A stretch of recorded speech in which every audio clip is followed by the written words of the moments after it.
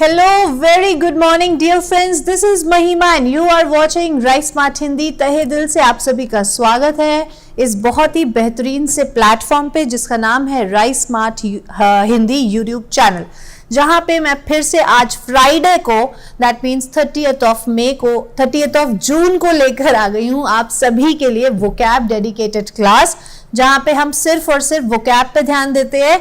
कोई grammar rule, कोई grammar concept नहीं करते, लेकिन ऐसा नहीं है कि ग्रामर करते ही नहीं है, ग्रामर करते हैं, लेकिन वो शाम को करते हैं Monday to Saturday 4 PM live class में। ठीक है, तो चलिए आज की क्लास शुरू करते हैं, लेकिन प्लीज आप लोग इस सेशन को लाइक कर देना, शेयर कर देना और बहुत सारा सपोर्ट करना। और आज की क्लास हम शुरू करते हैं और शाम को जो हम 4 बजे मिलेंगे उसमें इस क्लास का हम लेंगे टेस्ट।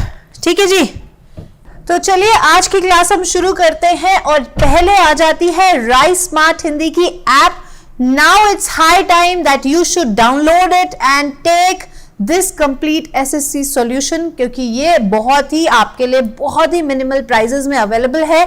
यहाँ पे बहुत सारे मॉक टेस्ट अवेलेबल हैं जो आप लगा सकते हो, जिससे आपकी प्रैक्टिस जो है वो गुड से बेटर, बेटर से बेस्ट हो सकती है। और अगर आपको कोई भी प्रॉब्लम है तो यहाँ पे डाउट क्लियरिंग सेशन भी है। Other than this particular doubt clearing session आप इस नंबर पे रीच आउट कर सकते हैं ताकि हम आपकी प्रॉब्लम को सॉल्व कर सकें। ठीक है, तो यार ये कंप्लीट SSC सॉल्यूशन आप ले लीजिए और मॉक टेस्ट लगाने शुरू करिए। ठीक है, चलिए पहला क्वेश्चन देखते हैं। देखो हाई टाइम का ही आ चुका है, तो अब हम ये समझ लेते हैं कि हाई टाइम ईडीएम का मतलब क्या होता है। मैम आप हमेशा बोल तो देते हो कि इट्स हाई टाइम, लेकिन मतलब तो बताओ इसका क्या मतलब होता है। इसका मतलब होता है कि हम ऑलरेडी लेट हो चुके हैं।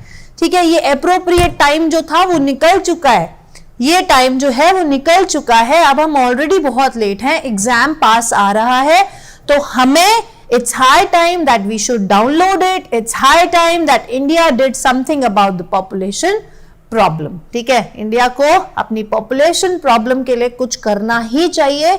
We are already late in this regard. ठीक है, चलिए नेक्स्ट देखते हैं।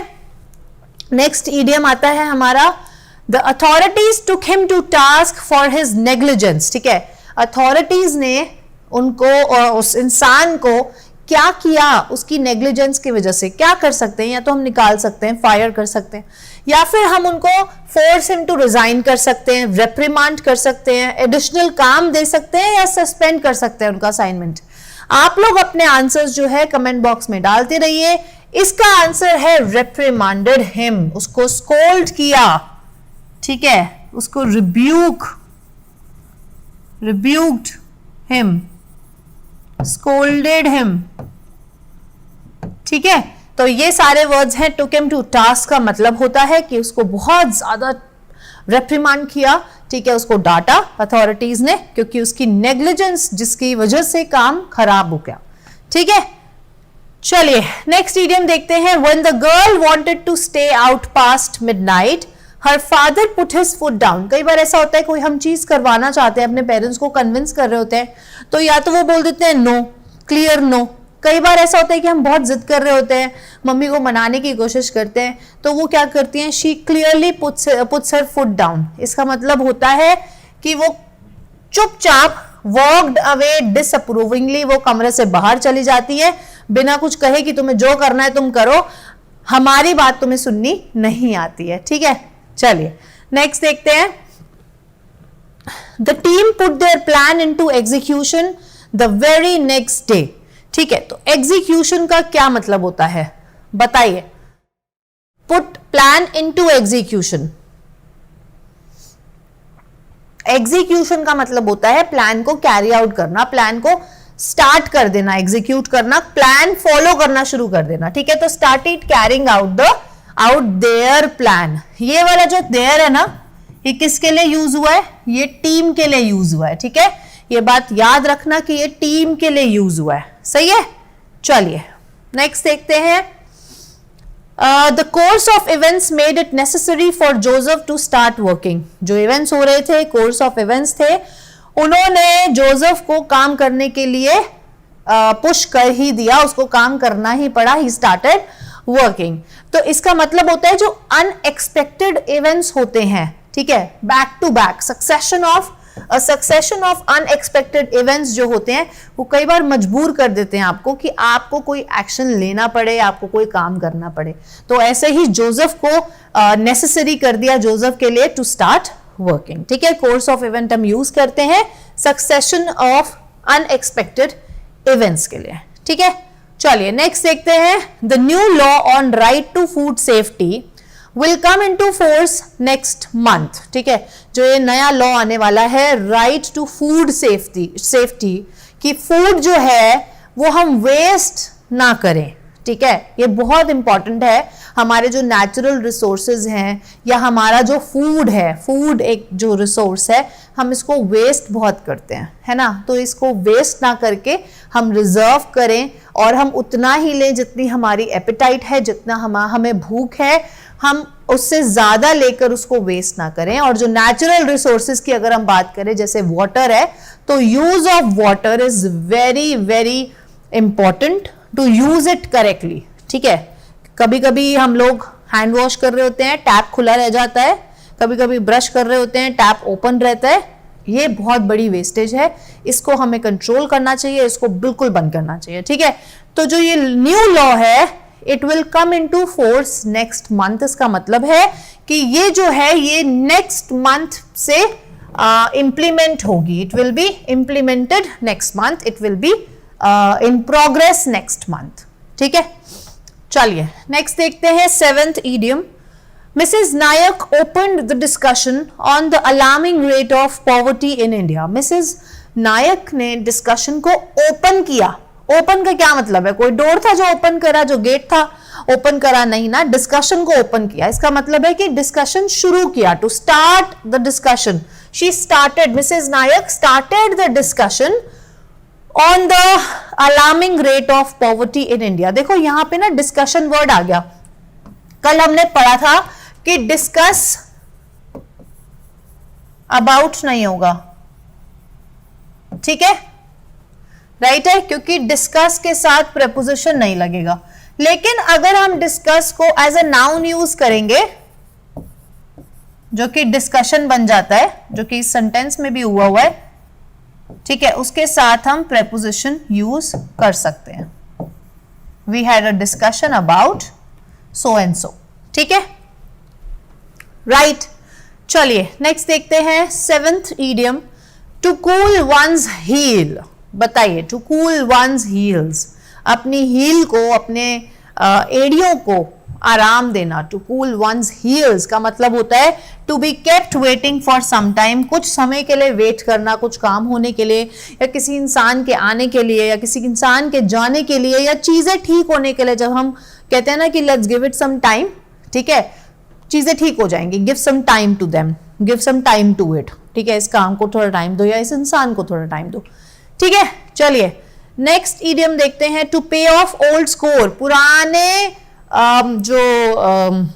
क्या बोलते हैं उनको, कि जो पुराने हमारे लेना देना होता है, पुराने लेन देन को हम इक्वल करते हैं जब। ठीक है, इसका मतलब है कि जो अब पुराना हमने पैसा लिया है उसको वापस करना, या ऐसा कुछ नहीं होता है इसका मीनिंग। ठीक है, इसका मीनिंग होता है टू सेटल अ डिस्प्यूट। पुराने जो आपकी रिश्ते होते हैं जो खराब हो जाते हैं या फिर लड़ाई हो जाती है, तो उनको सेटल करना। और लेट बायगॉन्स बी बायगॉन्स, जैसे कि कल भी हमने किया था कि just be let bygones be bygones and be friends again. जो हो गया उससे भूल जाओ और डिस्प्यूट को सेटल कर लो। ठीक है, चलिए नेक्स्ट इडियम देखते हैं, हमारा आता है to give a false colouring. क्या मतलब होता है? ये हमने बहुत बार पहले भी किया हुआ है, विच इज वेरी इंपॉर्टेंट। ये इंपॉर्टेंट इडियम भी है, जिसका मतलब होता है टू मिस इंटरप्रेट या टू मिस रिप्रेजेंट। ठीक है, किसी को गलत तरीके से रिप्रेजेंट करना किसी और के आगे। ठीक है, कि वो है अच्छा इंसान लेकिन उसको गलत पोर्ट्रे करना, गलत रिप्रेजेंट करना, उसको बोलते हैं to give a false colouring. ठीक है, चलिए नेक्स्ट देखते हैं। अब हमारे इडियम्स खत्म हो चुके हैं, अब आ गए हैं हमारे होमोनिम्स। ठीक है, और होमोनिम्स आर टू और मोर वर्ड्स, ठीक है, जिनका प्रोनाउंसिएशन सेम होता है लेकिन meaning and spelling are different. ठीक है, चलो पहला देखते हैं, baptisms weddings and funerals are examples of dash. देखो पहला राइट जो है ना, तो वो तो है राइट टू फूड सेफ्टी, जैसा अभी हमने पीछे पढ़ा, अधिकार, ठीक है, जिसको हम अधिकार भी बोलते हैं, ठीक है, अधिकार। ये जो राइट्स होते हैं ये होते हैं संस्कार, संस्कार, ठीक है। तो यहां पे शादियां, फ्यूनरल्स, बैप्टिज्म्स किसके एग्जाम्पल्स हैं? वो संस्कार के हैं, वो ये वाले राइट्स के एग्जाम्पल हैं, ठीक है। तो इसमें कंफ्यूज मत होना कि ये हमारे अधिकार हैं या ये हमारे संस्कार हैं, ठीक है, सही है। चलिए नेक्स्ट देखते हैं। नेक्स्ट होमोनिम आता है, Tom has been collecting comic books dash he was 10 years old। देखो यहां पे ना, पहले तो आपको पता होना चाहिए कि यहाँ पे कौन से सिंस की बात हो रही है, ठीक है। ये वाला सेंस या ये वाला सेंस? ये वाला सेंस होता है समझदारी, ठीक है। ये वाला सेंस होता है जब हम यूज करते हैं किसी पॉइंट ऑफ टाइम के लिए, पॉइंट ऑफ टाइम के लिए। अगर होता किसी पीरियड ऑफ टाइम को अगर हमें बात कर रहे होते हैं हम पीरियड ऑफ टाइम, तो उसके लिए हम यूज करते हैं फॉर, ठीक है। जैसे कि 10 days के लिए फॉर, 10 weeks, 10 months, हाँ, 10 years, ठीक है, 10 decades एंड 10 centuries, ठीक है। अगर हम ऐसे बात करते हैं कि एक पीरियड ऑफ टाइम की हम बात कर रहे हैं, ठीक है, तो हम फॉर यूज करेंगे। लेकिन अगर हम सिंस को लगाना चाहते हैं तो हमें पॉइंट ऑफ टाइम पता होना चाहिए। जैसे कि he has been playing for 4 hours, तो 4 hours जो है वो एक पीरियड ऑफ टाइम है, तो इसलिए हमने 4 लगा दिया। तो अगर हम बोलना चाहते हैं he has been playing since morning, तो मॉर्निंग से हम पॉइंट ऑफ टाइम की बात कर रहे हैं कि भाई मॉर्निंग से वो खेल रहा है, इसलिए हमने वहां पे सिंस लगा दिया, सही है, ठीक है। चलिए ये आप स्क्रीनशॉट ले सकते हैं अगर आप चाहें तो, वरना हम आगे बढ़ते हैं। नेक्स्ट देखते हैं 13th। Is it dash late to sign up for the golf tournament? 222, ठीक है। दिस 2, ठीक है, जो हम यूज करते हैं 2 प्लस इंफिनिटिव के साथ या कोई कनेक्शन दिखाने के लिए, ठीक है। ये 2 TOO और ये 2, ये होता है नंबर, ठीक है। ये यहां पे 2 जो है ये इसके लिए यूज हुआ है कि क्या ये बहुत ज्यादा लेट हो चुके हैं हम, is it too late to sign up? क्या हम लेट हैं? क्या हम बहुत लेट है ना? क्या हम बहुत लेट है फॉर द गोल्फ टूर्नामेंट, ठीक है। तो यहां पे कौन सा वाला 2 आएगा? TOO वाला, ठीक है। ओके चलिए नेक्स्ट देखते हैं। Put your backpack dash on the table in the corner. अपना जो बैकपैक है वो वहां रख दो, वहां, ठीक है, एक टेबल पे जो कॉर्नर में है, ठीक है। अब ये देयर तो हमें पता है कि ये कॉन्ट्रैक्शन होती है दे आर की, ठीक है। They are waiting, they are waiting, ठीक है। दे आर देयर, ठीक है। दे आर देयर कॉन्ट्रैक्शन हो गई। जैसे कि कैन नॉट, कैन नॉट, ठीक है। मे नॉट, ठीक है। शैल नॉट, शैल नॉट, ठीक है। जैसे कि हम बोलते हैं यहां पे हमने दे आर करा तो दे आर, ठीक है, कॉन्ट्रैक्शन हो गई ये दे आर की, ठीक है। ये जो देयर है ना, ये है वहां, तो आंसर इसका वहां है। जबकि हम बहुत बार कंफ्यूज हो जाते हैं और हमें ये देयर समझ नहीं आता कि एकदम से हमें सही में आंसर नहीं समझ आता कि किसके लिए ये देयर है। उनके लिए, it is used for person, ठीक है। ये जैसे कि हिज होता है, हर होता है, इट्स होता है, देयर होता है, ठीक है। पोजेशन शो करने के लिए हम यूज करते हैं देयर, देयर्स, ठीक है। दिस इज देयर हाउस, ठीक है, ये उनका घर है, ठीक है जी।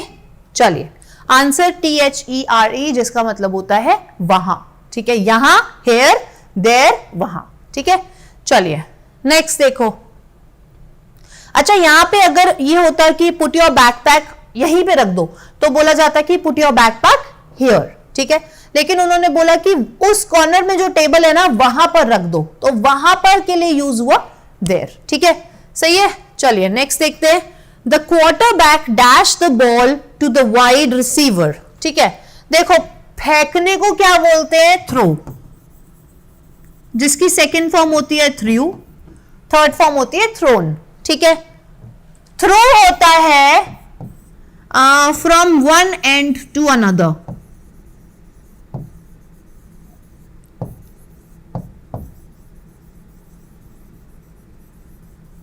From one end to another, ठीक है।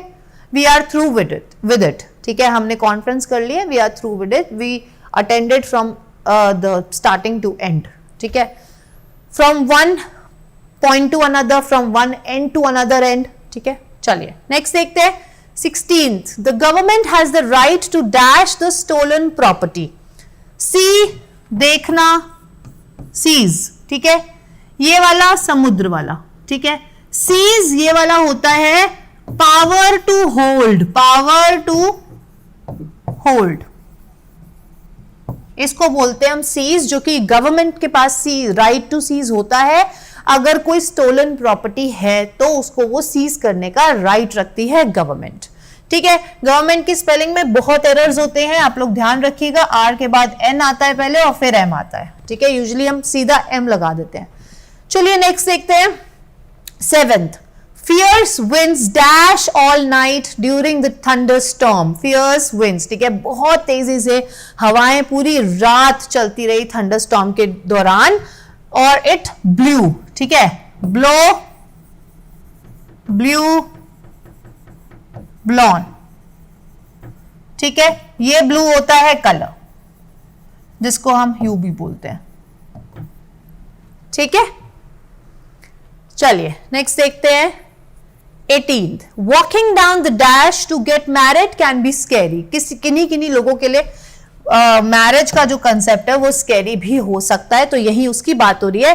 वॉकिंग डाउन द आइल, तो यहां पे आई विल का कॉन्ट्रैक्शन है आइल, I will, oil, I will, आइल, ठीक है, कॉन्ट्रैक्शन की बात हो रही है यहां पे आइल, ठीक है, तो ये तो बिल्कुल नहीं आएगा, कॉन्ट्रैक्शन ऑफ आई विल, ठीक है।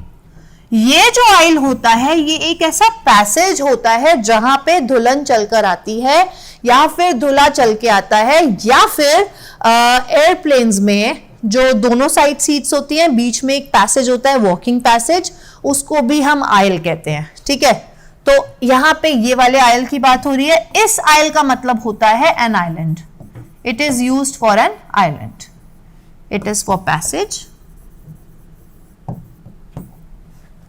ठीक है। तो आंसर है आपका AISLE, आइल, ठीक है, एस साइलेंट होता है। Next 19th, glass containers have been dash on the beach, glass के कंटेनर्स बीच पे क्या हो गए हैं, बैंड हो गए हैं। कौन से वाले बैंड, ये तो म्यूजिक, ये हम यूज करते हैं म्यूजिकल बैंड के लिए, म्यूजिकल ग्रुप के लिए हम यूज करते हैं, म्यूजिकल बैंड जो होता है जो हमारे को गाने गा के सुनाता है, और ये बैंड होता है कि यूज करने के लिए रोक दिए गए हैं, ठीक है, बैंड है, हम यूज कर ही नहीं सकते, तो आंसर है बैंड, ठीक है, सही है। नेक्स्ट देखते हैं, लास्ट हमारा होमोनिम है।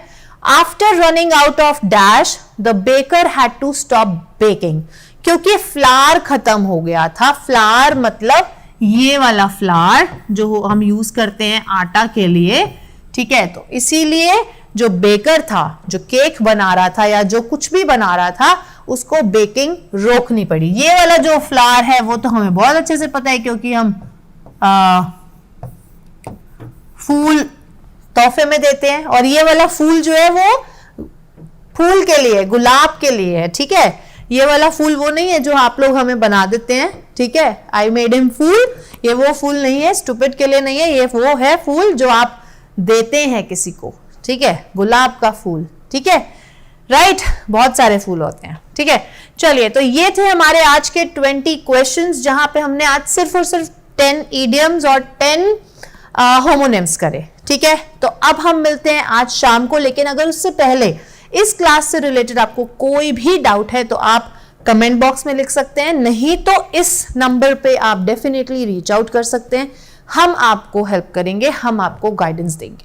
ठीक है जी, अब हम मिलते हैं आज शाम को ठीक 4 बजे लाइव, जहां पे हम डिस्कस करेंगे मॉक टेस्ट। तब तक आप लोग खुश रहिए, मुस्कुराते रहिए and God bless you all. Bye bye.